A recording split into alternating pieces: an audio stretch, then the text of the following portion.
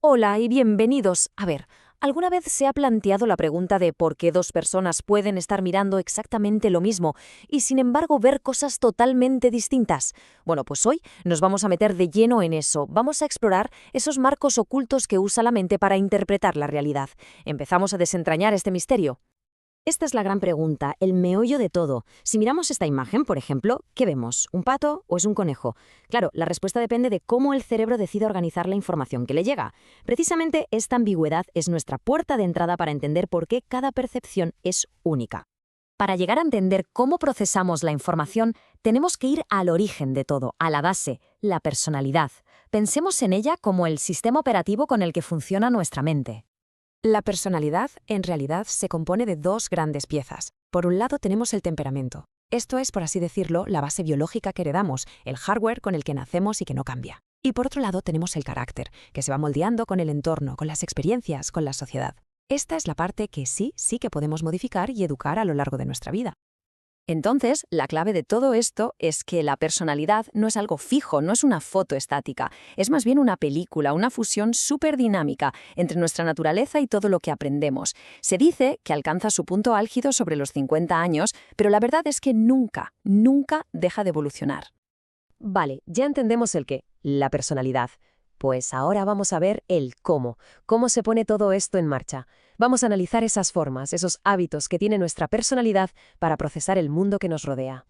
Un estilo cognitivo es, para que nos entendamos, como el software que nuestro cerebro prefiere usar. Es la forma habitual, casi automática, que tenemos de organizar la información, de prestar atención a unas cosas y no a otras, de resolver problemas. Son, en el fondo, rasgos de nuestra personalidad aplicados a la tarea de comprender el mundo. Y ojo, aquí hay que aclarar algo que es importantísimo. No se trata de meter a la gente en cajas. Para nada. Estos estilos son más bien un espectro, no son etiquetas fijas. De hecho, todos usamos una mezcla de ellos según lo que estemos haciendo. Y sobre todo, que quede claro, no tienen absolutamente nada que ver con ser más o menos inteligente. Y ahora viene lo bueno, ver cómo se manifiestan estos estilos. Fijaos en la tabla. Operan en un espectro entre dos polos. Por ejemplo, en la articulación de campo hay personas que son dependientes del campo, o sea que tienden a ver el conjunto, el todo, una visión más global, más del hemisferio derecho. Y otras son independientes, se fijan primero en las partes, en los detalles, algo más típico del hemisferio izquierdo. O por ejemplo, los niveladores, que tienden a generalizar, frente a los agudizadores, que necesitan crear un montón de categorías para diferenciarlo todo bien. Bien, ya hemos visto los estilos más individuales. Pues ahora vamos a hacer zoom hacia afuera, a ver las reglas universales de percepción que todos los cerebros, sin importar su estilo, siguen. Y aquí es donde entra en juego la fascinante psicología de la Gestalt. Esta frase es el corazón de toda la teoría de la Gestalt. Lo que nos dice es que la mente no percibe piececitas aisladas, sino que las junta para crear una totalidad, un algo organizado que tiene un significado propio. Y esto es una pasada porque ilustra cómo nuestro cerebro busca sin parar darle un sentido a todo lo que ve. La Gestalt básicamente nos dice que el cerebro viene programado de serie para buscar patrones, para buscar estructura y coherencia. En lugar de ver un puñado de puntos y líneas, vemos una cara. En vez de manchas de color, vemos un paisaje. Es un atajo mental que tiene el cerebro para entender lo que nos rodea de una forma súper eficiente.